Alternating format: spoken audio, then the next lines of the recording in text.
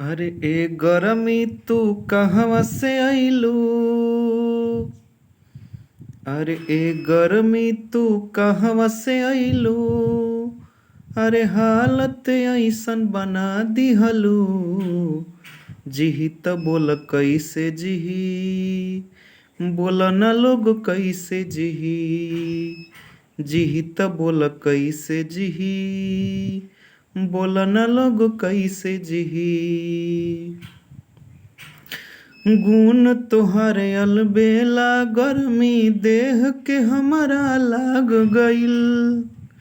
बहरी भीतरी के नियो जाई देह में अगिया लाग गइल। गुण तोहरे अलबेला गर्मी देह में हमरा लाग गइल। बहरी भीतरी के नियो जाई देह में अगिया लाग गइल। हर दुख बखाली हमरा यतना। अरे दुख बखाली हमरा यतना। अरे जियते जियत मुआ दिहलू। जिही त बोल कैसे जिही। बोल न अब कैसे जिही। जिही त बोल कैसे जिही। बोल न अब कैसे जिही।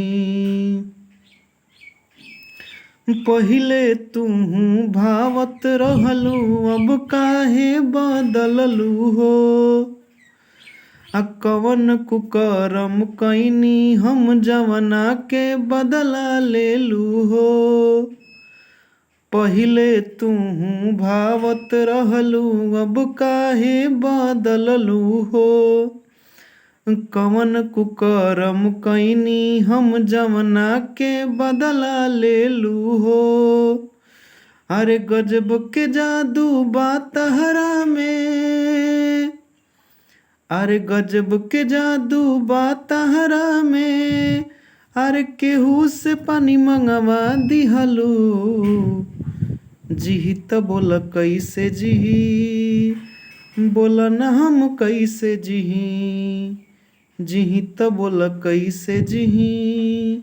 बोल न लोग कैसे जिही।